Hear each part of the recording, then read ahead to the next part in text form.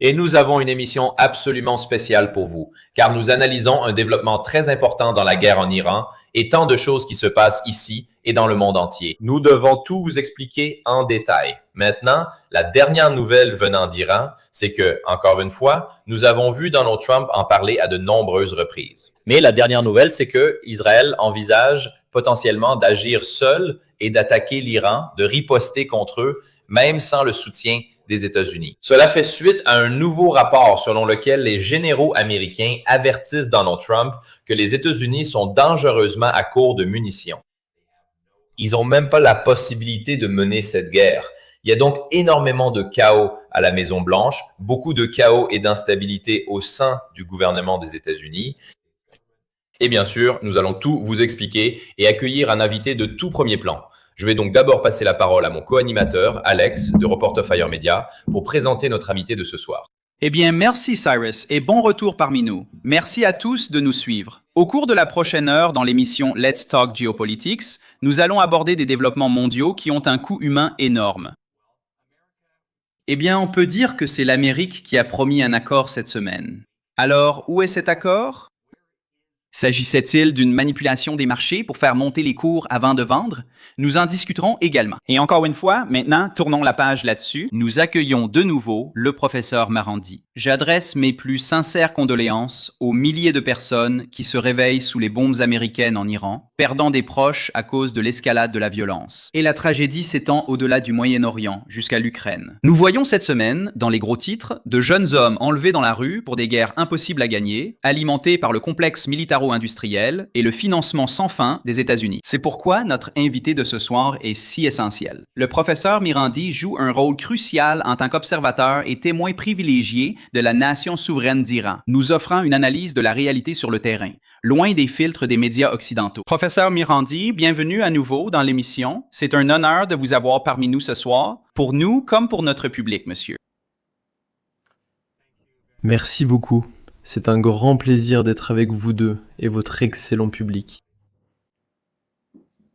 Oui, merci beaucoup, professeur. Mais vous savez, vous êtes un habitué de notre émission et nous sommes très reconnaissants pour vos analyses. Et je pense que j'aimerais commencer aujourd'hui en vous demandant simplement votre point de vue général sur la situation en ce 9 août. Vous savez, évidemment, nous avons vu les dernières déclarations de Donald Trump qui sont devenues la marque de son mandat présidentiel. Et vous savez, quel est vraiment votre avis sur ces nouveaux rapports qui indiquent que le gouvernement des États-Unis souffre de graves problèmes de munitions? Il y a beaucoup de chaos, vous savez, ici aux États-Unis, avec des généraux de haut rang qui essaient d'avertir Donald Trump, écoutez, nous ne pouvons pas aller jusqu'au bout de ça. Vous savez quelle est la situation en Iran? Comment recevez-vous ces nouvelles? Comment réagissez-vous à cela? Eh bien, les gens suivent de près les nouvelles ici à Téhéran. Nous avons toutes sortes de sources. À la fois des sources occidentales et iraniennes, d'où nous obtenons ce genre d'informations. La conviction ici est qu'il y a une forte probabilité que les États-Unis mènent effectivement une attaque. Peu importe qu'il y ait une énorme pénurie de munitions, de missiles, et ainsi de suite. Et que cela pourrait avoir lieu dans les jours à venir. Personne n'en est sûr, bien sûr, mais la posture militaire des États-Unis semble indiquer que c'est une forte possibilité. Et donc, les forces armées iraniennes, elles sont prêtes. Et comme ils l'ont déjà déclaré, si les États-Unis ciblent les infrastructures civiles de l'Iran, l'Iran ripostera immédiatement contre les États-Unis. Les forces par procuration dans la région du Golfe Persique qui ont coopéré avec les États-Unis tout au long de cette agression contre l'Iran. En ce qui concerne le régime israélien, cependant, c'est un peu différent. Ils n'ont pas la capacité de mener seuls une guerre contre l'Iran et la gagner. Ils auraient certainement besoin du soutien des États-Unis. Pas seulement pour les munitions, le soutien financier et le soutien économique, mais littéralement, pour mener leurs attaques aériennes, ils auraient besoin. Les avions américains devraient ravitailler leurs chasseurs en vol, alors qu'ils se dirigent vers l'Iran, et lorsqu'ils reviennent. Donc, les États-Unis devraient être fortement impliqués. Et cela aurait des conséquences pour les États-Unis. Mais aussi, nous devons garder à l'esprit que l'année dernière, lorsque les Américains et le régime israélien ont mené cette guerre de 12 jours, cette attaque éclair, ce blitzkrieg, alors que nous étions en train de négocier, après 6 ou 7 jours, Netanyahou a vu qu'il était en train de perdre la guerre, et il a supplié Trump de lui trouver une issue. Et finalement, après 12 jours, les Iraniens ont accepté une suspension des hostilités. L'Iran n'a pas accepté de cesser le feu, mais cela a encore montré que les Israéliens étaient très vulnérables. Et aujourd'hui, je pense qu'il est devenu clair que les capacités militaires de l'Iran sont encore plus grandes qu'à l'époque. Et même pendant les 48 jours de combat que nous avons vus il y a 5 mois, les capacités de missiles et de drones iraniens sont devenues plus précises. Et les États-Unis commencent à manquer de capacités de défense antimissile, tout comme leurs forces par procuration dans la région. Bien sûr, vous savez, une chose que je pense qu'il est important de noter, c'est que pendant les 40 jours de combat, les États-Unis n'ont pas parlé de pénurie de munitions, mais ils ont quand même perdu la guerre. Donc, avec ou sans ces munitions, je ne vois pas d'issue pour les États-Unis. Mais si les États-Unis font franchir un nouveau cap à la guerre, et comme je l'ai dit, frappent des infrastructures civiles, alors je pense que nous tomberons immédiatement dans une dépression économique mondiale. Parce que lorsque les marchés ouvriront et qu'ils verront des installations pétrolières et gazières en feu dans toute la région, alors je pense que tout l'état d'esprit change et que plus personne ne peut manipuler les marchés. Les gens comprendront ce que cela signifie et il y aura un effondrement des marchés. Et la dépression sera une réalité à laquelle nous devrons faire face pour les années à venir. Oui, vous savez, je ne pense pas que nous ayons réellement vu toutes les conséquences économiques de cette perturbation dans l'industrie pétrolière jusqu'à présent. Et c'est intéressant, vous savez, j'ai passé les 2 derniers mois en Chine, je suis revenu aux États-Unis et j'ai remarqué que les prix de l'essence, en fait, ont augmenté. Vous savez, il n'y a eu aucun répit pour le consommateur américain. Et c'est un sujet très intéressant maintenant que je suis de retour aux États-Unis. Et encore une fois, vous savez, beaucoup de gens ne sont pas informés parce qu'ils se disent, je pensais qu'on avait tout détruit en Iran. Je pensais qu'on avait cette domination militaire là-bas. Genre, pourquoi on peut pas juste finir le travail et rouvrir le détroit, faisons baisser ces prix de l'essence. Et je rappelle constamment aux gens, mais c'est pas si simple. Et vous savez, nous sommes loin d'être à la fin de ce conflit, malheureusement, parce qu'il semble que les États-Unis et Israël, vous savez quelles seront leurs prochaines étapes. Je veux dire, on ne sait pas ce qui va se passer. On voit constamment les discussions à ce sujet. Vous avez mentionné la manipulation du marché. On va faire venir Alex. Je suis sûr qu'il a aussi des questions à ce sujet. Mais c'est un thème récurrent que nous voyons, vous savez, de la part de l'administration Trump. Vous savez, professeur Morandi, encore une fois, merci d'être venu dans cette émission. Ce que je vois sur les marchés financiers, c'est, vous savez, de la magie de la part de l'administration américaine. Je veux dire, ils prétendent être en pleine négociation. Si vous avez vu l'extrait précédent au début de l'émission, Trump a dit qu'il était personnellement impliqué. Maintenant, c'est une administration qui facture 100 000 $ pour, disons, des informations en avant-première sur ses tweets. Encore une fois, peut-on honnêtement dire qu'il y aura un accord avec les Américains dans 1 semaine, 1 mois, 2 mois? Et Bessette, l'homme en charge du Trésor américain, a essentiellement dit que le détroit d'Ormuz est en quelque sorte sans importance. Y a-t-il une part de vérité là-dedans? Eh bien, si c'est sans importance, je ne vois pas exactement quel est le but du siège. Mais il n'y a aucune négociation en cours entre l'Iran et les États-Unis. Et Donald Trump dit cela depuis plus de 5 mois maintenant. Bien plus de 5 mois. L'invité d'aujourd'hui concerne chacun d'entre nous. Votre argent. Tout d'abord, voici jusqu'à 350 € de bonus pour commencer. C'est vraiment une première pour moi. Alors, pourquoi a-t-on l'impression que la plupart des gens ont peur d'investir leur argent? Car ils ne peuvent prédire la bourse. Alors, quelle est la solution? Toutes ces fluctuations me stressent, donc je préfère quand je suis placé sur Mintos. Qu'est-ce que Mintos? Exactement. Ici, c'est Mintos. J'investis dans des prêts et je génère des rendements stables allant jusqu'à 11%. D'accord, maintenant c'est intéressant. Tout est simple et prévisible. Le rendement attendu est fixé à l'avance et les paiements arrivent chaque jour. Donc, au lieu de deviner le marché, ici, tout est structuré. Vous choisissez le rendement, la durée et le niveau de risque. Tout est défini à l'avance, et si vous ne voulez pas tout gérer manuellement, il existe des portefeuilles automatisés. Alors si je comprends bien, quand les gens ne contrôlent pas leur argent. Je les contrôle. Et avec Mintos, Ils me contrôlent. Recevez jusqu'à 350 € lorsque vous investissez 500 € ou plus. Les liens sont dans la description, les QR codes juste ici. Des rendements stables, aucune surprise pour vos investissements, et en plus de ça, un bonus. ne ratez pas ça, et bonne chance. Qu'il parle avec les Iraniens. Il supplie pour obtenir un accord. Nous sommes proches d'un accord. Je suis sur le point d'exterminer le peuple iranien. Ensuite, vous savez, on revient à la négociation d'un accord. Puis il va anéantir la nation iranienne. Ensuite, on vire à l'accord. Donc j'ai vraiment arrêté d'écouter tout ce qu'il dit il y a déjà pas mal de temps. Et je ne lis pas son Truth Social, sauf si ça apparaît devant moi sur les réseaux sociaux ou quelque chose comme ça. Mais c'est juste... Ça veut rien dire pour moi, parce qu'il est tellement... Bien sûr, il ment beaucoup, mais il change constamment de position. Il a... Je suppose qu'il a des sautes d'humeur. Il est influencé par différentes personnes à différents moments. Il se met en colère. Donc ça ne m'aide pas à comprendre ce qui se passe en lisant ces publications. Mais les Iraniens ont dit, et hier nous avons vu une déclaration du Conseil suprême de la sécurité nationale en Iran, le président du Conseil. Et d'ailleurs, il va y avoir des changements au sein du Conseil. Ou du moins, il va y avoir un changement dans le Conseil. Ce qui signifiera essentiellement que l'Iran est prêt à une confrontation supplémentaire avec les États-Unis, à mon avis. Ce serait mon interprétation.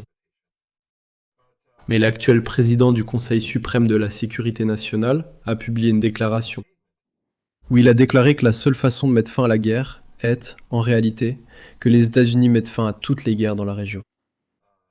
Il a spécifiquement mentionné la Palestine, bien sûr, l'Iran, le Liban, le Yémen et l'Irak. Et c'est un peu comme le protocole d'accord. Mais une approche maximale du protocole, d'accord. En disant que c'est parce que dans le protocole d'accord, par exemple, ils ont nommé le Liban, mais maintenant et ils ont dit d'autres fronts. Maintenant ils nomment ces fronts. Et ce n'est pas seulement Gaza, c'est la Palestine, c'est le Yémen, c'est l'Irak. Donc les Iraniens vont adopter une position très ferme sur la base de cette déclaration, dans toute négociation future, si jamais on y arrive. Parce que, comme je l'ai dit, il y a une possibilité significative que les États-Unis lancent une autre attaque dans les prochains jours. Et les Iraniens sont prêts à cela. Mais au final, on pense ici que les États-Unis échoueront. Si les États-Unis veulent à un moment donné revenir à la table des négociations pour rouvrir le détroit d'Ormuz, les Iraniens disent que la seule voie possible est une mise en œuvre complète du protocole d'accord. Et l'interprétation iranienne, ou la version iranienne, de la lecture du protocole d'accord a été encore clarifiée hier. Et cela signifie essentiellement que l'Iran ne va rien exiger de plus que ce qui est dans le protocole d'accord. Mais, comme je l'ai dit, ce sera l'interprétation la plus large possible de ce que dit le protocole d'accord. C'est ce que l'Iran exige. Vous savez, il me semble, et Cyrus, nous en avons parlé toute la semaine, c'est comme un redémarrage d'un redémarrage d'un redémarrage. On entend sans cesse, eh bien, cela va apporter un nouveau cessez-le-feu de 30 à 60 jours. C'est comme si ça se réinitialisait tous les 20 à 30 jours. Et il y a une raison pour laquelle je fais attention aux marchés financiers, c'est que je fais du trading de produits dérivés. Je vois ce qui se passe avant l'ouverture réelle des marchés boursiers. Et il y a des choses des transactions vraiment, vraiment étranges qui se produisent 1 heure ou 2 avant l'ouverture des marchés. Je veux dire, la plupart des gens pensent que les marchés financiers ouvrent à 9 heures le lundi matin. Ce n'est pas vrai. En réalité, les marchés à terme ouvrent le dimanche soir. Et c'est là que nous voyons passer beaucoup de ces transactions. Et c'est assez grave. Je veux dire, pour l'Américain moyen, il se fait éjecter de ses positions sur les marchés par cette administration. Et puis encore, ils disent, eh bien, les prix de l'essence sont élevés, on peut tenir encore un peu. Je veux dire, à quel moment l'Iran va dire, vous savez quoi les gars, ça a été super de négocier avec vous. Vous avez essayé de nous bombarder jusqu'à l'âge de pierre, ça ne marche pas. Est-ce que les Iraniens pourraient un jour dire, vous savez, ça ne nous intéresse plus. Eh bien, on va rappeler nos négociateurs et rentrer chez nous, et vous n'avez qu'à vous débrouiller. Eh bien, c'est un peu ce qui se passe déjà. Les négociateurs iraniens ne parlent pas avec les Américains. La seule chose qui s'est passée ces dernières semaines, ce sont les négociations entre l'Iran et Oman sur la manière de gérer le détroit d'Ormuz. Mais ils sont parvenus à un accord, même s'il n'a pas encore été annoncé, car cela ne changera rien à ce stade. Parce que tant que les États-Unis ont imposé un blocus sur le détroit d'Ormuz et les ports iraniens, et tant que les États-Unis ne respectent pas leurs engagements dans le protocole d'accord, alors la normalisation ne signifie vraiment pas grand-chose, si tant est qu'elle signifie quelque chose. Donc la normalisation du commerce à travers le détroit d'Ormuz. Donc en ce moment, les Iraniens ne négocient pas avec les Américains. Les messages circulent dans les deux sens. Je veux dire, ça a toujours été le cas. Depuis maintenant 47, 48 ans. Ce n'est rien de nouveau. Mais les négociations, comme ce que nous avons vu à 2 reprises auparavant, non. Ça, c'est hors de question pour le moment. Et les négociations avec Oman sont terminées. Les Iraniens et les Omanais se sont mis d'accord sur la façon dont le détroit, une fois que les choses se seront calmées, comment il sera. Géré. Les Iraniens auront un droit de regard sur tous les navires qui entrent dans le détroit et en sortent. Et l'Iran prélèvera également des frais sur les navires qui traversent le détroit. Vance, le vice-président américain, a affirmé hier que les Iraniens lui ont dit qu'ils n'allaient pas prélever de frais. Ce n'est pas vrai. Les Iraniens vont prélever des frais. Oui, professeur, je voudrais juste rappeler à notre public ici, vous savez, en gros, l'Iran a posé 9 conditions pour la réouverture du détroit. Je pense que, évidemment, l'une des plus importantes serait ces 300 milliards de dollars en compensation pour, évidemment, l'énorme quantité de dégâts causés par le gouvernement des États-Unis. Une exigence intéressante que j'ai entendue, c'est qu'il pourrait y avoir une interdiction potentielle pour les navires américains et israéliens à l'avenir. Comme vous l'avez dit, il parle actuellement d'une taxe de transit de 7%, déclarant que la voie navigable ne sera pas ouverte tant que les États-Unis n'auront pas corrigé leur comportement. Mais vous savez, vous avez abordé beaucoup de ces arguments. Je veux dire, ou beaucoup des exigences, je devrais dire. Vous savez, la fin des menaces et des insultes américaines, la fin définitive des guerres menées par les États-Unis contre les alliés de l'Iran, au Liban, en Palestine, au Yémen et en Irak. Évidemment, la levée du blocus naval, le retrait des forces américaines, la levée des sanctions, la libération des fonds gelés, vous savez, et ensuite une amende de 20% sur les navires en cas de non-respect des conditions. Cela semble être, vous savez, des exigences très fortes de la part de l'Iran. Et ce qui est intéressant, c'est l'avenir. Que potentiellement les navires américains et israéliens ne seront pas autorisés dans la région. Est-ce aussi ce que vous avez entendu? Et encore une fois, vous le confirmez? Eh bien, une partie de ce que vous venez de lire provient du communiqué publié par l'actuel président du Conseil suprême de la sécurité nationale. Et encore une fois, comme je l'ai dit plus tôt, il y aura probablement un changement apporté au sein du Conseil plus tard aujourd'hui, peut-être. Ce qui signifiera que l'Iran est prêt à jouer dur, disons. Mais la plupart de ces points sont absolument corrects. Les alliés de l'Iran doivent. La guerre doit se terminer en Palestine et au Liban. Et aussi la question des avoirs de l'Iran. Certaines de ces questions ne sont pas encore claires. En d'autres termes, empêcher les navires américains de passer. Je ne sais pas si une décision a été prise à ce sujet ou non. Une partie de cela n'est que de la spéculation médiatique. Une autre partie, ce sont des idées avancées par des parlementaires et d'autres personnes. Donc je ne sais pas non plus à quoi ressemblera la taxe, quel pourcentage ce sera. Rien de tout cela n'a été annoncé. Évidemment, je suppose que tout transport maritime lié au régime israélien sera certainement interdit. Les gens seraient surpris d'apprendre qu'il y a pas mal de navires. Travaillant dans la région du Golfe Persique, qui appartiennent au régime israélien ou qui lui sont affiliés. Le commerce en provenance des régimes familiaux arabes du Golfe Persique, mais aussi le commerce qui existe entre eux. Un bon nombre de ces navires sont liés à des propriétaires qui sont sionistes ou israéliens. Ils seront certainement interdits, mais je ne sais pas quel serait le statut pour les navires américains, parce qu'il y a deux types de navires. Il y aurait les navires de guerre, les navires militaires, et l'autre type serait les navires civils. Je suis sûr que l'Iran n'autoriserait pas les navires de guerre à passer, mais je ne sais pas quel serait le statut pour les navires américains ordinaires, si le protocole d'accord est pleinement appliqué. Donc, certaines de ces choses, je ne les sais pas.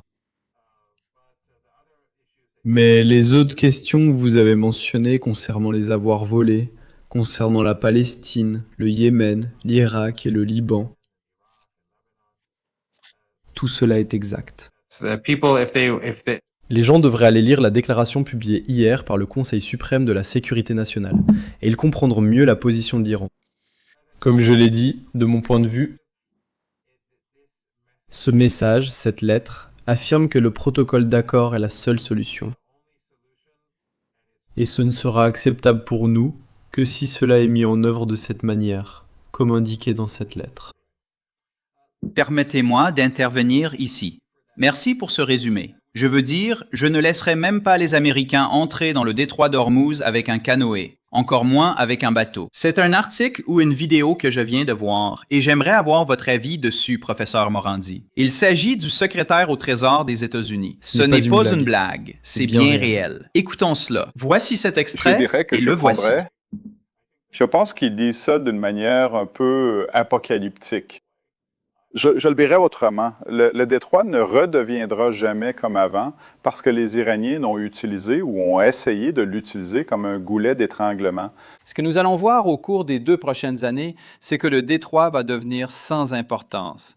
Il va devenir simplement une étendue d'eau comme une autre. Et je dirais que plus de 50 ou 70% de l'énergie qui transite actuellement par le détroit va passer par des pipelines souterrains. Et en ce qui concerne les tarifs douaniers, je vous ai entendu parler des tarifs imposés aux entreprises qui espèrent récupérer une partie de cet argent. Et qu'en est-il des gens? Pensez-vous que le peuple américain qui a payé plus cher reverra un jour une partie de cet argent? Eh bien, il n'est pas clair s'ils ont réellement payé plus, parce que les entreprises ont-elles absorbé le coût?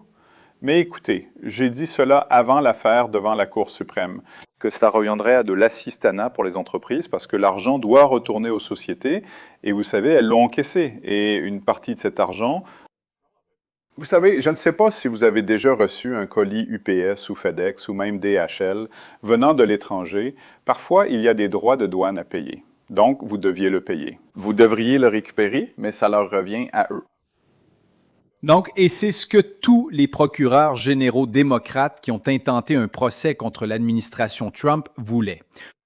Ils voulaient que cela revienne aux entreprises. Et malheureusement, ils ont obtenu ce qu'ils voulaient. Les gars, je suis sans voix. C'est le secrétaire au Trésor des États-Unis d'Amérique qui dit, eh bien, d'accord, le détroit est sans importance. 50 à 70% environ pourraient éventuellement passer par un pipeline si cela se concrétise, soi-disant. Ensuite, il continue en parlant des 166 milliards de dollars qui ont été prélevés en droits de douane par l'administration Trump après le jour de la libération. Et il dit, eh bien oui, je suppose que l'argent revient, que ce soit absorbé par les entreprises ou peut-être rendu au public. J'ai encore un graphique à vous montrer, les gars.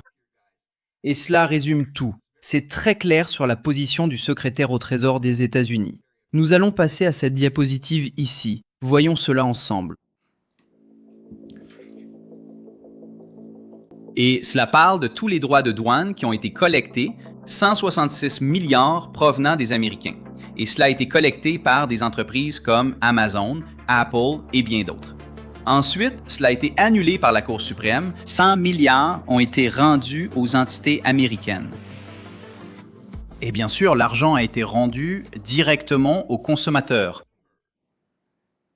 pense probablement 0. Donc, en fait, nous avons eu un marché boursier gonflé de 100 milliards de dollars remis dans on va dire, les rapports trimestriels de ces sociétés financières qui ont effectivement annoncé de bons chiffres. Eh bien, oui, parce qu'ils ont reçu un remboursement d'environ 100 milliards. Et encore une fois, cela retombe sur le contribuable. Donc ma question, professeur Morandi, est la suivante. Scott Bessent, le secrétaire au Trésor, a déclaré que 50 à 70% de ces choses-là vont passer par des oléoducs dans les prochaines années. Qu'en pensez-vous? Eh bien, La première partie de son discours, je n'ai pas pu l'entendre, mais je sais ce qu'il disait, parce que je l'ai déjà vu auparavant. Je ne sais pas si vos téléspectateurs l'ont vu, mais oui, il dit essentiellement que le golfe Persique et le détroit d'Ormuz vont devenir sans importance. Mais vous savez, d'abord, la première partie et la deuxième partie sont, à mon avis, assez liées, parce que cela montre simplement à quel point le complexe militaro-industriel et les grandes entreprises, ce sont elles qui font de l'argent. Et comment les gens ordinaires, que ce soit les démocrates ou les républicains, les gens ordinaires ne reçoivent rien. Et que ce soit la guerre contre l'Iran ou la guerre commerciale, c'est une situation perdant-perdant pour vous, consommateurs américains. Mais en ce qui concerne le détroit d'Ormuz, je pense que c'est complètement absurde. Tout d'abord, la plupart de ce pétrole va en Asie, il ne va pas en Europe. S'ils veulent transporter le pétrole vers la mer Rouge, disons, alors d'abord cela va coûter cher. Tous ces pays devront avoir des milliards de dollars dépensés rien que pour avoir cela. Des pipelines en fonctionnement pour acheminer le pétrole et le gaz vers la mer Rouge. Ou s'ils veulent le faire via la Turquie, il faudra passer par l'Irak ou la Syrie, qui ne sont pas les pays les plus stables du monde. Exactement, et si c'est la mer Rouge, il y a toujours le Yémen. Et même si vous avez des pipelines, si ces pays veulent entrer en guerre contre l'Iran, aux côtés des États-Unis, ces raffineries, ces champs pétroliers et ces champs gaziers sont toujours dans le golfe Persique, ou juste à côté du golfe Persique. Donc s'ils sont frappés par des missiles ou des drones, ces pipelines ne valent plus rien, qu'ils soient souterrains, au sol, dans les airs ou sous la mer. Ça ne change rien. Si la source du pétrole et la source du gaz sont détruites, alors il n'y a plus de pétrole et il n'y a plus de gaz. Et puis il y a la question de tous les autres produits qui proviennent du détroit d'Ormuz. Les engrais, l'hélium, le soufre, tous ces produits dont l'économie mondiale a besoin. Ça n'a aucun sens. Et rien de ce qu'il a dit ces 5 derniers mois et demi, ni ce que son patron a dit, n'a eu de sens non plus. Ce qui se passe, c'est que les Saoudiens et ces autres pays ont sacrifié leur avenir pour les États-Unis. Et cela va coûter très cher, rien que pour revenir à la normale. Et il n'y aura jamais vraiment de normalité, parce que ces pays ont changé de façon permanente, s'ils survivent sur le long terme. En supposant que les États-Unis ne relancent pas la guerre. Parce que si les États-Unis relancent la guerre, et comme je l'ai dit plus tôt, frappent les infrastructures critiques en Iran, ces pays cesseront d'exister. Ce sont tous des régimes de pays désertiques. Ils n'ont rien d'autre que du pétrole et du gaz, littéralement rien d'autre. Et donc si l'électricité est coupée en été dans la péninsule arabique, tout le monde devra partir. Si l'Iran détruit les installations pétrolières et gazières, il n'y aura plus de production de pétrole et de gaz, que le détroit d'Ormuz soit ouvert ou fermé. Et ces pays puisent déjà dans leurs réserves. Certains d'entre eux possèdent d'importantes richesses, d'autres beaucoup moins. Les Saoudiens n'ont pas tant d'argent que ça. Ils ont dépensé beaucoup d'argent pour leurs méga projets. Ils ont dépensé beaucoup d'argent dans la guerre génocidaire contre le Yémen. Donc je veux dire, les Émiratis ont plus d'argent. Le Qatar a dépensé une grosse somme d'argent pour la Coupe du Monde et d'autres choses. Et bien sûr, les 5 ou 6 derniers mois ont été dévastateurs pour eux. D'après ce que je comprends, ils commencent déjà à puiser dans leurs réserves aux États-Unis. On parle du fait qu'ils vont commencer à vendre des obligations et des actions. Et puis cela se produit à un moment où le Japon ressent de plus en plus la pression. Et il y a la crainte que les Japonais veuillent commencer à vendre leurs obligations aux États-Unis. Donc Donald Trump, qui espérait que le Golfe Persique serait une source de richesse, où des milliers de milliards de dollars iraient aux États-Unis pour investir dans l'IA, non seulement cela n'arrivera pas, mais une partie de cet argent qui se trouve aux États-Unis est progressivement retirée à cause de la situation actuelle. Et nous ne savons pas comment cela va se terminer. Nous ne savons pas s'il y aura une guerre. Nous ne savons pas si cette guerre de siège va continuer pendant des mois. Et ce sont des pays qui consomment énormément. Ce sont des sociétés de consommation comme aucune autre. Oui. Ils dépensent comme aucun autre pays au monde. Et donc, ils vont épuiser leurs réserves, comme aucun autre pays ne le fait. Et les gens vont devenir mécontents. Je veux dire, est-ce une raison pour laquelle ils resserrent vraiment les choses et veulent cela? Un méga accord de défense conjoint pour pouvoir dire, article 5, nous avons été attaqués, appelons les autres nations avec lesquelles nous avons signé cet accord. Est-ce que ce méga accord de défense conjoint est vraiment pris au sérieux? Pas vraiment, non. Je pense à la Turquie et au Pakistan. Je veux dire, le Pakistan a déjà une relation avec l'Arabie Saoudite, et il gagne de l'argent grâce à cette relation militaire. Et la Turquie, évidemment, veut vendre des drones et d'autres biens. Mais je veux dire, rien qu'aujourd'hui, le Yémen a frappé en représailles à l'intervention saoudienne dans leur pays. Le Yémen a frappé une autre raffinerie en Arabie Saoudite. Alors, où est l'armée de l'air turque? Où est la marine turque? Où est la... Vous savez, et la Turquie et le Pakistan, ils n'ont rien que les États-Unis n'avaient pas. Les États-Unis ont échoué dans leur guerre contre le Yémen. Et bien sûr, l'Iran, la force combinée des États-Unis et d'Israël a échoué. Mais même contre le Yémen, les États-Unis ont échoué. Alors, qu'est-ce que la Turquie ou le Pakistan va faire contre le Yémen? Je veux dire, nous savons que ce groupe ne concerne pas Gaza. Il ne s'agit pas de l'occupation israélienne du sud du Liban. Nous savons que ce n'est pas non plus l'occupation du sud de la Syrie, ni le nettoyage ethnique en cours en Cisjordanie. Cela concerne l'Arabie Saoudite et le Yémen. L'Arabie Saoudite parce que les Saoudiens ont commencé cette guerre.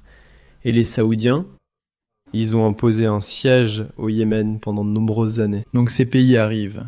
Ces deux gouvernements vont en Arabie Saoudite pour protéger l'Arabie Saoudite, malgré le fait que ce sont les Saoudiens qui sont les agresseurs. Et pourtant, il n'y a pas grand-chose qu'ils puissent faire. Et d'après ce que je comprends, en Turquie, il y a beaucoup de colère que...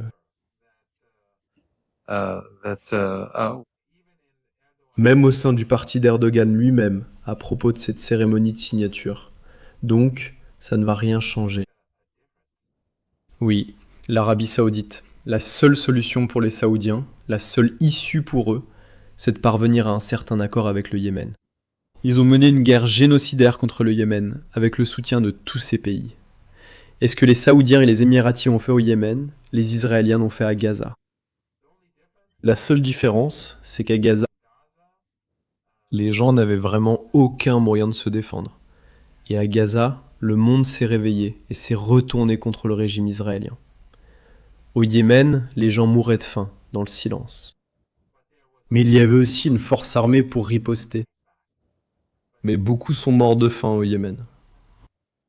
Il y avait un blocus en mer Rouge qui empêchait l'entrée des médicaments et de la nourriture. Les Américains faisaient partie de cela. Tous ces pays de la région étaient du côté des Saoudiens. Mais cela a échoué. Mais le Yémen aujourd'hui est bien plus fort qu'à l'époque.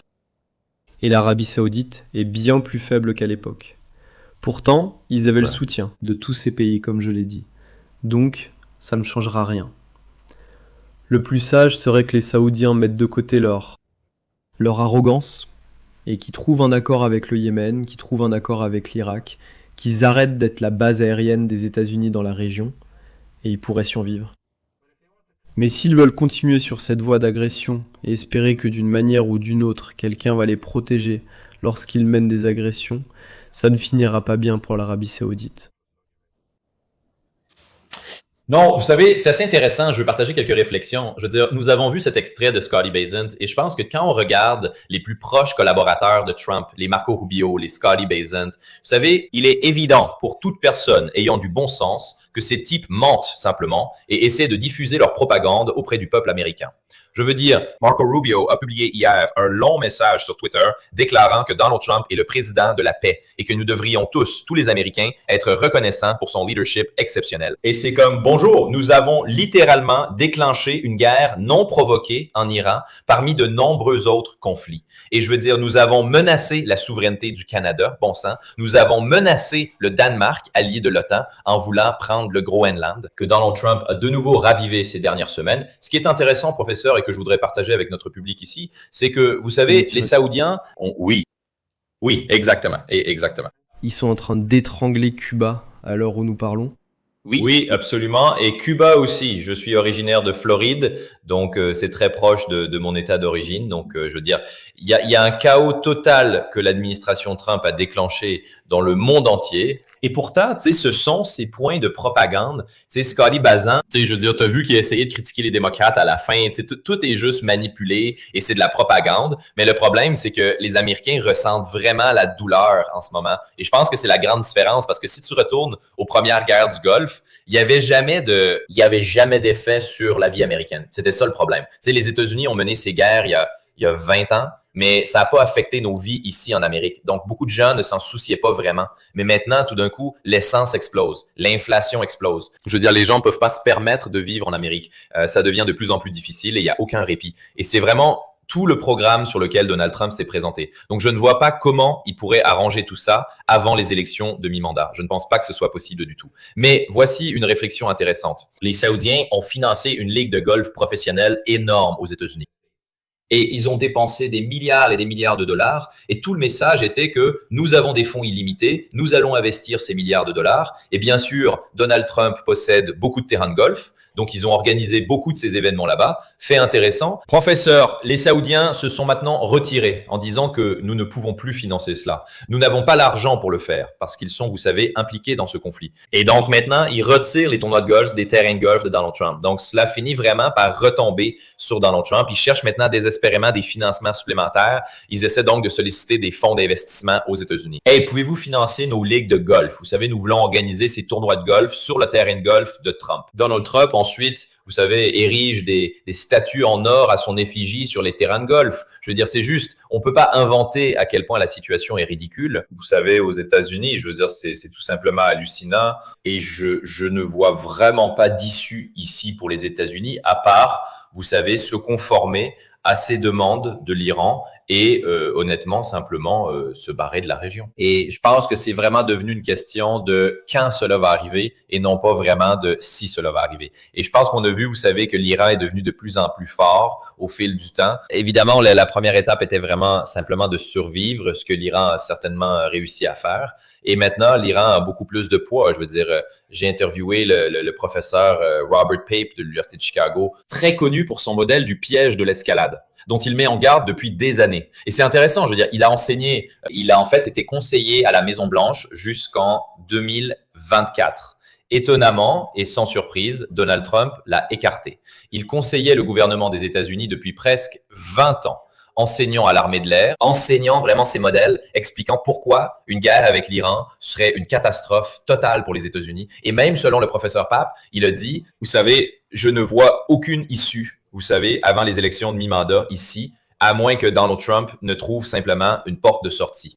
Je voudrais savoir comment, dans la région, comment les autres pays perçoivent-ils l'Iran? Sont-ils vraiment impressionnés par la façon dont l'Iran a tenu bon, traversé la tempête et est devenu une force beaucoup plus puissante dans la région? Je pense qu'on voit vraiment l'Iran émerger comme le prochain centre de pouvoir au Moyen-Orient.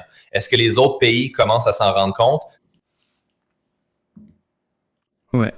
Et l'Iran est devenu très populaire dans des régions du monde où traditionnellement toutes les nouvelles sur l'Iran étaient négatives.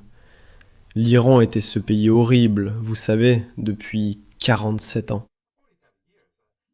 C'est quelque chose avec lequel je dois composer, à la fois en tant qu'universitaire à l'université de Téhéran, étudiant l'orientalisme ou traitant d'orientalisme, et ces questions ainsi que la littérature, le cinéma, et ainsi de suite. Et dans les médias, mais aussi dans mon activisme politique. Comme maintenant avec vous deux, chers messieurs. Il y a un énorme changement, un véritable bouleversement. Des gens qui n'avaient jamais entendu parler de l'Iran. C'est pourquoi la dernière fois et dans d'autres émissions, moi, j'ai fait la promotion des livres de mes amis, comme je l'ai dit. Les gens devraient acheter et lire Going to Teheran de Flint et Hilary Lebert, ou Résistance d'Alice, ou Crook, pour mieux comprendre l'Iran.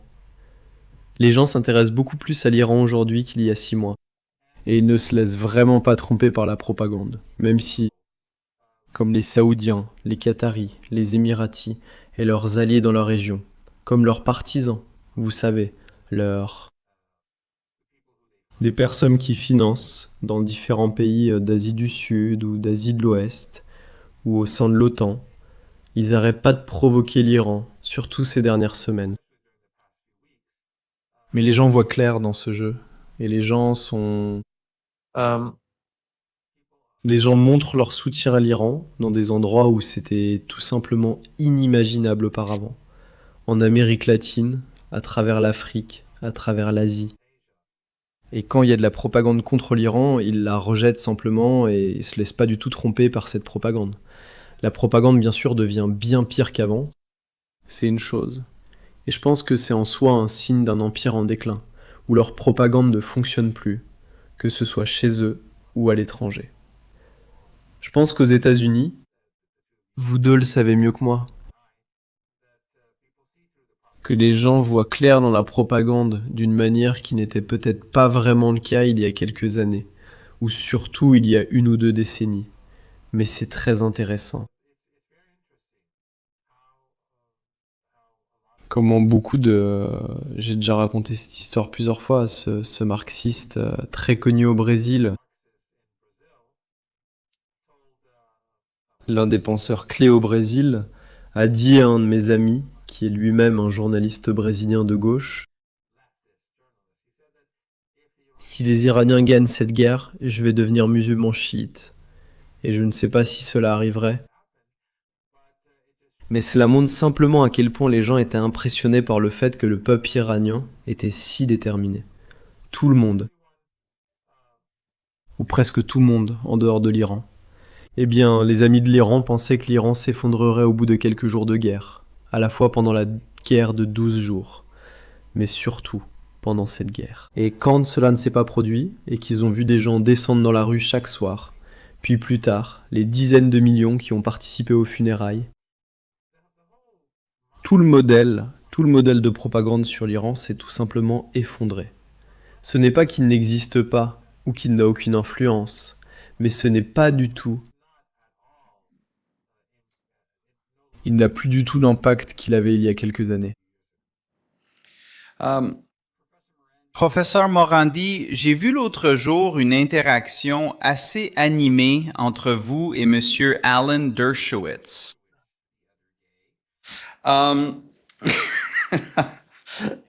Je dois dire, pour les téléspectateurs qui ne l'ont pas vu, je vais laisser Cyrus expliquer cela. Nous avons eu beaucoup d'échanges. Je vous assure, des gens m'ont dit « Alex, tu as presque mémorisé cet argument du professeur Morandi. » J'ai regardé cet extrait au moins 10 fois. Je pense que la partie la plus choquante, c'est quand il a essayé de cacher sa cravate à la caméra parce qu'on y voyait l'étoile de David et à quel point il était fier d'être sioniste. Enfin, à toi, Cyrus. Ouais, j'aimerais juste donner la parole au professeur ici pour qu'il puisse en discuter parce que je sais pas si notre public a vu ça. Malheureusement, nous n'avons pas d'extrait à diffuser. Laissez-moi aller le chercher. Je reviens. D'accord. Mais professeur, pourquoi ne pas nous en dire un peu plus sur cette interaction? Et je pense que c'est vraiment important que notre public comprenne cela. Eh bien, généralement, à cause de la nature de l'émission de Piers Morgan, je n'accepte pas de faire des débats. Je dis simplement que je n'accepte que les entretiens en tête-à-tête, parce que parfois il invite des gens vraiment fous. Et ces personnes folles n'apportent rien au débat. Tout ce qu'elles font, c'est empêcher les personnes sérieuses de pouvoir parler. Donc parfois on voit des gens vraiment décents et sérieux parler, et puis on voit ces personnes folles. généralement des sionistes, et ainsi de suite, crier, hurler, et les empêcher de... ou simplement mentir pour saper leur capacité à parler, les invités décents. Donc j'ai toujours dit non. Mais cette fois-ci, ils m'ont demandé de participer à ce débat. Et je l'ai fait. Comme il n'y avait qu'une seule personne, je pensais que c'était acceptable. Mais personnellement, j'étais pas particulièrement content parce que j'essayais de ne pas m'emporter dans les débats télévisés ou face à des journalistes hostiles. Surtout dans les médias traditionnels. Ils sont presque toujours hostiles. Mais je me suis quand même un peu emporté parce que la question de la Palestine est tellement déchirante. C'est tellement douloureux. Vous savez, chaque matin, littéralement chaque matin quand je me réveille, probablement dans la minute ou deux qui suivent, l'une des premières choses que je vois toujours, ce sont des images de Gaza.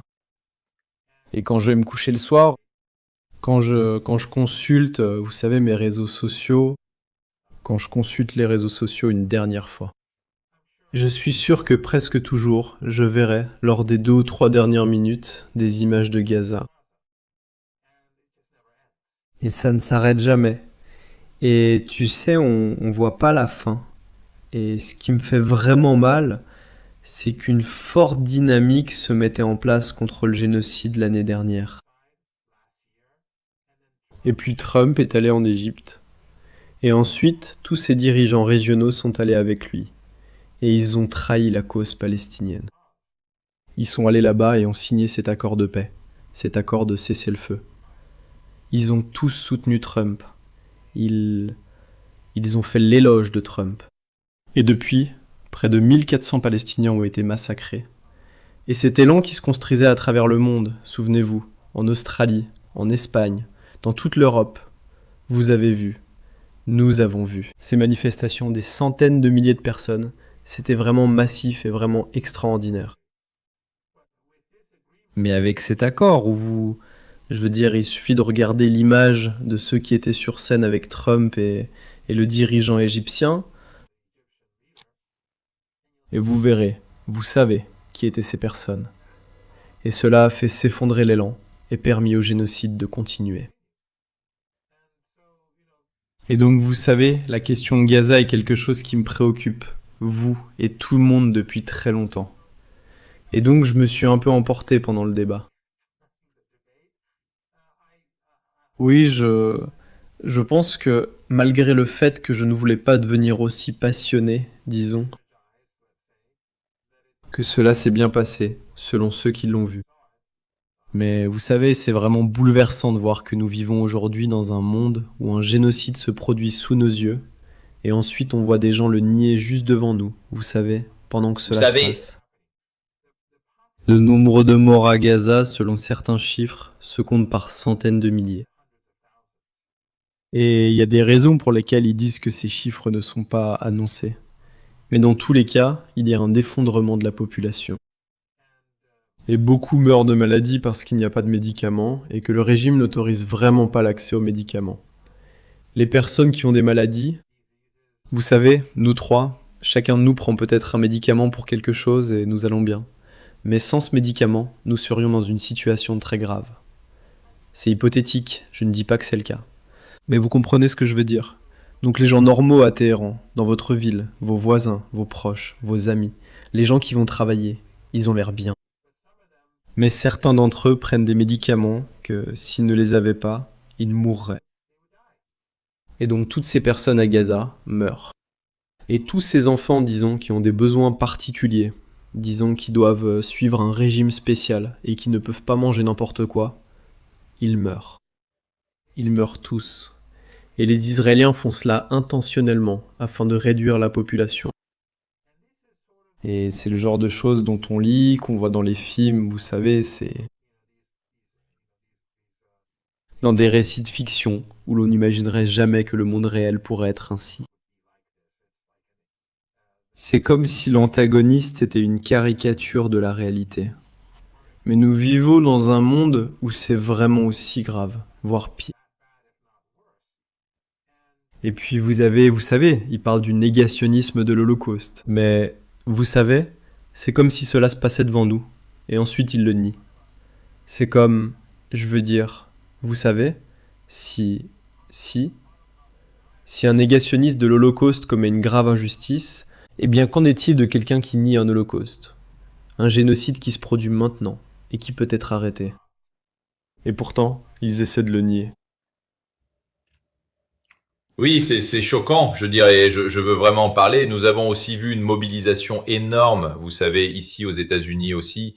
Et je pense que ce qui va vraiment se passer lors de ces élections de mi-mandat qui approchent, et même dans beaucoup d'élections locales, vous savez, il y a un grand mouvement en cours, vous savez, avec le socialisme démocratique. Beaucoup de candidats remportent, vous savez, des élections locales à travers les États-Unis et sont nettement plus à gauche. Et c'est certainement ce que nous voyons en politique, surtout aux États-Unis, après que Donald Trump ait fait pencher le balancier si loin vers la droite. Les gens vont revenir, vous savez, très agressivement vers la gauche. Et je pense que la différence ici aussi, c'est cette différence liée aux réseaux sociaux, n'est-ce pas? C'est la première fois où l'on peut ouvrir Twitter, ou X comme on l'appelle maintenant, Instagram, et nous voyons ces images. Vous savez, il y a 20 ans, lorsque les États-Unis lançaient ces guerres à travers la région et que des millions de personnes mouraient. Vous savez, nous ne voyons pas ces images. L'Amérique n'avait aucune idée de ce qui se passait réellement au Moyen-Orient et c'est ça qui a changé la donne. Je ne me souviens pas du journaliste en particulier. Je sais qu'il y avait un monsieur qui documentait cela sur Instagram et il est passé, vous savez, de quelques milliers d'abonnés à plus de 15 millions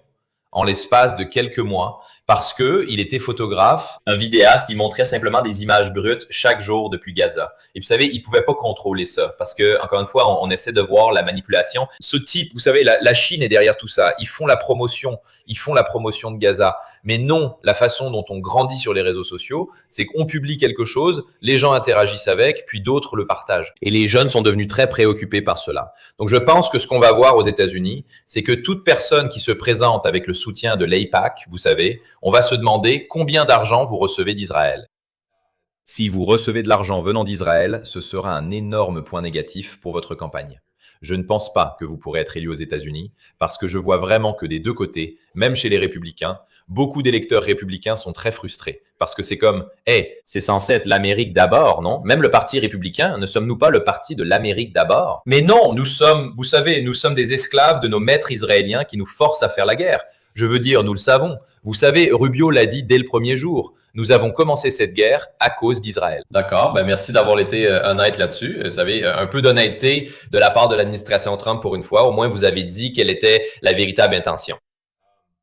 Mais je pense que cela change très rapidement aux États-Unis et comme vous l'avez dit, dans le monde entier. Et je peux imaginer que davantage de pays dans la région sont, vous savez, reconnaissants envers l'Iran. Vous savez, pour avoir tenu bon et avoir réellement apporté de grands changements ici. Parce qu'encore une fois, je ne vois pas la situation revenir à la normale de sitôt. Je ne pense pas que nous en soyons proches. Et je pense que les États-Unis se retrouvent dans une position très vulnérable parce que faites-vous? Soit vous choisissez l'escalade et choisissez d'attaquer. Mais encore une fois, je pense que Donald Trump, il fait ses menaces en disant, d'accord, nous allons anéantir le peuple iranien, nous allons bombarder toute infrastructure civile. Vous savez, on ne peut pas dire ce genre de choses en tant que président des États-Unis en exercice. Et si vous deviez mettre cela à exécution, ce serait la fin de l'économie mondiale, comme vous l'avez souligné plus tôt, professeur.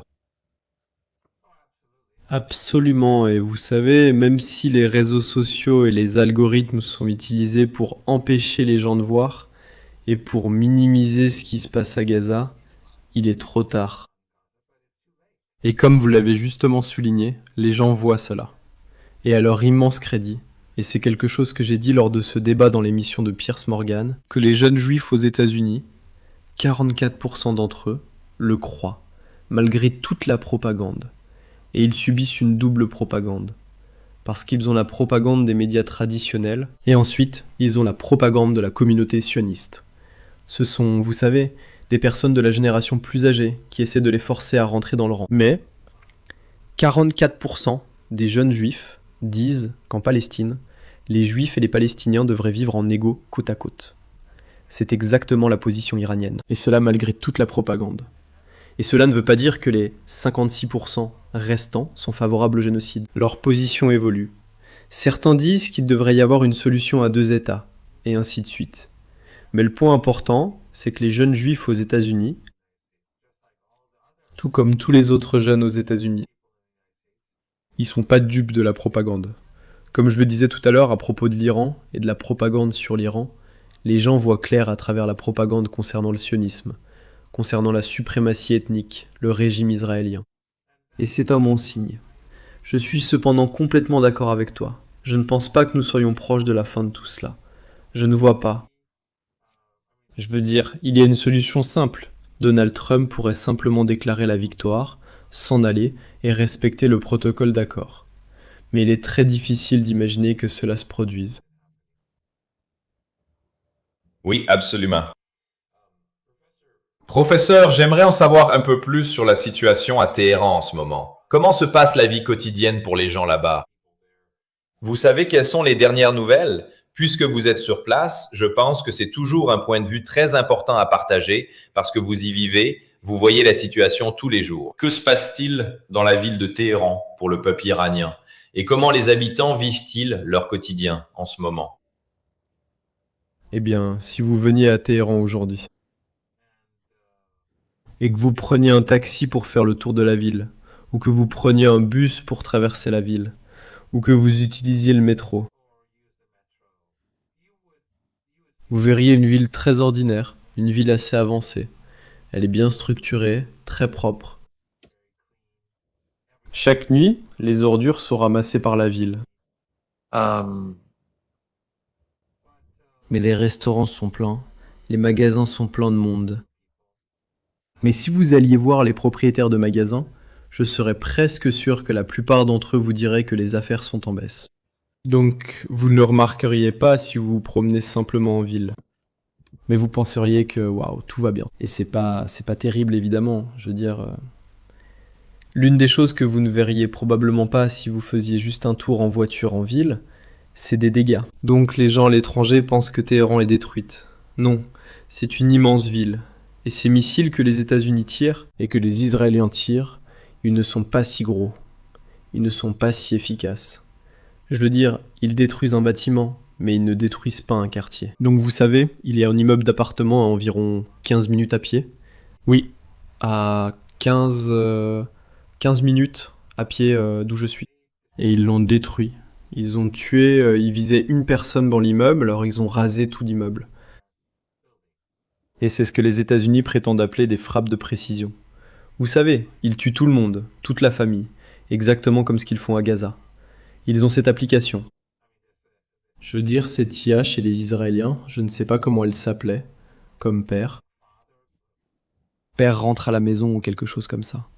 Et donc quand le père rentre à la maison, il découvre qu'il est là, et ensuite il tire un missile sur le bâtiment, tuant tous les enfants, sa femme, la famille élargie et les voisins.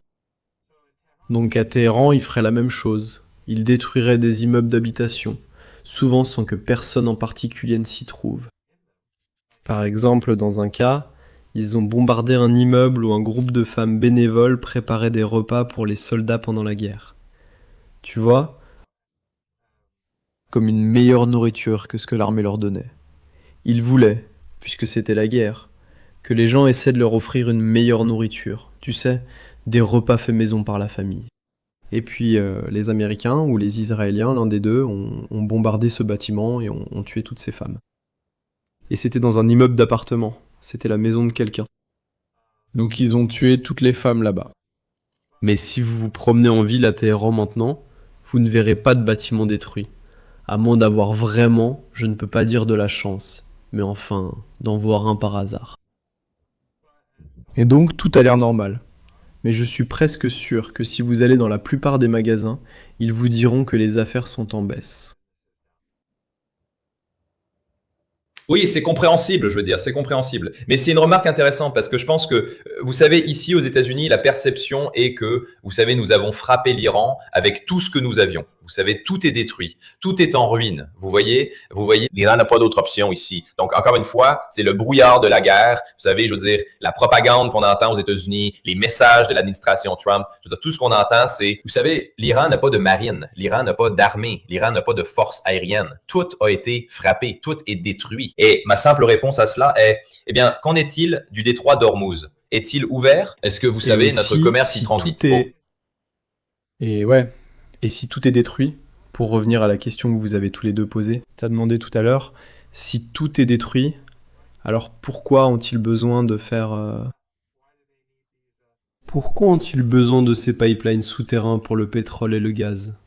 Je veux dire, si l'Iran n'a plus de forces armées, plus rien dans ses forces armées, alors les pays alliés aux États-Unis et dans la région du Golfe Persique devraient simplement se sentir très en sécurité et exporter leur pétrole ou leur gaz comme ils le font habituellement. Les incohérences dans le récit sont extraordinaires. C'est comme tout récit sur l'Iran, vous savez, d'un côté l'Iran est ce pays horrible. Mais c'est corrompu, les dirigeants sont fous, ils sont incapables de s'auto-gouverner, et tout s'effondre, c'est en train d'imploser. Mais en même temps, c'est toujours cette menace croissante pour le monde. C'est un danger grandissant. Et tu sais, eh bien, c'est lequel alors? Si ça s'effondre, si c'est cassé et en train de tomber en morceaux, comment cela peut-il être une menace imminente pour la sécurité mondiale? Ça ne peut pas être les deux à la fois, mais ça l'est. Parce que c'est comme ça que fonctionne le récit. Puisque c'est un récit, même s'il est négatif, même s'ils sont incohérents, mais les gens disent « oui, je suppose que c'est tout ». Tu sais, beaucoup de gens au moins diraient « oui, ça semble correct ». Tu sais, c'est une menace pour le monde. C'est aussi sur le point de s'effondrer en même temps. Et souvent, les gens ne remarquent pas que, tu sais, tu ne peux pas avoir les deux en même temps. C'est vrai. Oui, mettez-moi en sourdine. Vous êtes en sourdine maintenant. Donc, professeur Mirandi, avant de vous laisser partir ce soir, je vais passer cet extrait. Pas tout de suite, cependant. Je voulais juste vous demander, vous savez, vous étiez sur notre podcast il y a quelques semaines et nous avons eu un nombre incroyable de vues sur cet épisode. Près de 3/4 million de personnes ont regardé cela. Avant de quitter cette émission, Cyrus et moi allions vous demander, vous savez, y a-t-il quelque chose que nous pouvons promouvoir pour votre compte X? Ou y a-t-il un moyen pour nous de montrer à nos spectateurs notre reconnaissance pour le travail acharné que vous avez accompli? Peut-être que tu peux ajouter quelque chose à cela, Cyrus, si tu veux. Oui, je veux dire, on veut toujours rendre l'appareil. Est-ce qu'il y a quelque chose que nous pouvons faire pour vous? Tu sais, on apprécie vraiment évidemment ton temps et ton énergie. Je veux dire, toi, pendant 5 mois d'affilée, j'ai l'impression que tu travailles 24 heures sur 24, 7 jours sur 7. Tu sais, tu as vraiment mis tellement d'efforts et d'énergie. Donc, est-ce que c'est quelque chose que nous pouvons faire pour toi ou une façon dont nous pouvons te soutenir? Tu fais un excellent travail. Et ce que tu fais, c'est sensibiliser les gens. Donc nous faisons tous la même chose. Et tes spectateurs font tous la même chose. Nous voulons tous savoir ce qui se passe et voir à travers la propagande. Et j'en suis reconnaissant. J'ai été banni d'Instagram et de Facebook il y a longtemps. Donc il n'y a rien à promouvoir là-bas. Mais oui, je n'ai que mon compte Twitter. Je conseillerais encore une fois, et je l'ai déjà dit, et je l'ai dit dans d'autres émissions, et je suis sûr que certains de tes spectateurs vont soupirer, parce qu'ils savent que je l'ai répété de nombreuses fois. Mais je conseillerais vraiment aux gens de lire le livre Going to Tehran. Il y avait 2 anciens responsables de la Maison Blanche. Ce ne sont pas des Iraniens, ni des musulmans, ni, vous savez, des extrémistes ou quoi que ce soit de ce genre. Going to Tehran est un très bon livre à lire. Et il prédisait cela. Il traitait en fait de nombreux mythes concernant l'Iran. Hilary Leverett, elle est juive. Glenn Leverett, il est catholique. Et à cause de ce livre, qui est, je veux dire, il y avait 2 anciens responsables de la Maison Blanche qui ont écrit ce livre. À cause de ce livre, ils ont été pris à partie, ils ont été marginalisés et ils ont essentiellement quitté le monde politique. Il est allé à l'université. Elle, Hilary, a, vous savez, ce cabinet de conseil. Mais ils étaient méprisés aussi bien par les démocrates que par les républicains. Mais ce qu'ils ont dit s'est avéré vrai, que si les États-Unis continuent sur cette voie de diabolisation, que cela va mener à un conflit. Et c'est là où nous en sommes. Donc si les analystes avaient écouté ces deux personnes décentes qui ont été durement touchées par cet antagonisme, s'ils les avaient écoutées au lieu de s'en prendre à eux, peut-être que nous ne serions pas là où nous en sommes aujourd'hui. Et un autre livre, comme je l'ai dit, Résistance d'Alistair Cook, est un livre qui donne aux gens, encore une fois, ce n'est pas un musulman, ni un extrémiste, ni une personne mauvaise comme moi. Mais son livre, je pense, donne un bon aperçu de ce qu'est cette culture de la résistance, qui se trouve derrière l'axe de la résistance. Et quoi? Pourquoi le Hezbollah est le Hezbollah? Pourquoi le Yémen est le Yémen? Pourquoi l'Iran est l'Iran? Et pourquoi ces entités sont-elles ainsi? Si attachées à soutenir les opprimés, que ce soit Cuba ou le Venezuela, que ce soit l'apartheid en Afrique du Sud, ou que ce soit la Palestine. C'est une partie de l'idéologie. Le cadre idéologique auquel les gens croient en Iran et dans ces régions du monde. Mais en tout cas, je suis vraiment très reconnaissant pour l'excellent travail que vous faites tous les deux. Et si quelqu'un m'a vu dans votre émission, c'est grâce à l'émission elle-même, pas à cause des invités. Nous avons maintenant mis ce livre sur notre page et nous mettrons aussi votre profil X pour que nos téléspectateurs puissent y accéder immédiatement après la fin de cette émission. Il est affiché à l'écran pendant que nous parlons. Et je vais accorder 45 secondes de plus à votre humiliation publique d'Alan Dershowitz, que des millions de personnes ont apprécié. Je vais passer cet extrait et ensuite je vous laisserai peut-être commenter une fois de plus. Nous avons un petit extrait que nous allons diffuser tout de suite. Maléfique, monstre. Tu peux tuer qui tu veux, mais nous n'avons pas peur. Tu peux bombarder ma maison, tu peux me tuer avec ma famille, mais je n'ai pas peur de toi. Je soutiendrai le peuple palestinien jusqu'à ce que votre régime bombarde ma maison. Alors allez leur dire ça. Je suis prêt à mourir pour le peuple palestinien. Eh bien, Cyrus. Monsieur Jonsling, malheureusement, vous ces gens sincèrement, sont doués pour ça. je veux dire, c'est fou. Je veux dire, vous savez, regarder ça en temps réel, c'est très puissant. Et je suggère à nos téléspectateurs d'aller sur la chaîne de Piers Morgan et de regarder tout le débat. Je veux dire, il ne le cachait pas. Ce qu'Alan Dershowitz faisait dans cette émission était très clair. Ses intentions étaient évidentes. Oui, c'est très triste que nous vivions dans un monde, comme je disais plus tôt, qu'un génocide est en train d'être commis sous nos yeux. Et ensuite, il y a des négationnistes du génocide ou de la Shoah. Je veux dire, nous avons lu dans nos livres scolaires, vous savez, ce que les nazis ont fait, et comment les gens sont morts dans les camps de la mort. Et comment. Il y avait des gens qui niaient les crimes commis par le régime allemand. Le régime d'Hitler. Mais vous savez, à l'époque, je veux dire, si quelqu'un vivait, je sais pas, quelque part en Allemagne, dans l'ouest de l'Allemagne, disons, loin de l'Europe de l'Est, il n'en avait probablement jamais entendu parler. Je suppose que beaucoup n'avaient jamais entendu parler de ces camps de la mort. Ou s'ils entendaient des rumeurs, les gens autour d'eux disaient « Non, bien sûr que non, ce n'est pas possible. » Vous savez que ces choses-là puissent arriver. Mais maintenant, cela se passe littéralement. Parfois, on voit des images qui, littéralement, vous savez, le massacre a eu lieu 100 minutes avant. C'est juste que quelqu'un l'a filmé et l'a mis en ligne, ou juste après que ça se soit passé, comme si on le regardait. Et puis des gens comme lui essayent de nier. Ou Piers Morgan essaie de nier ce crime énorme. Et l'une des choses qu'ils font, c'est qu'ils bombardent les maisons des gens. Au Liban, à Gaza, ils bombardent à tapis. Ils disent « Eh bien, il y avait une personne là-bas. » Et parfois, dans de nombreux cas, ils ont tué des centaines de personnes en une seule frappe. Et ensuite, ils disent « Eh bien, nous visions ce commandant. Donc vous rasez tout un quartier parce que vous voulez viser une seule personne. » Vous savez, une seule personne.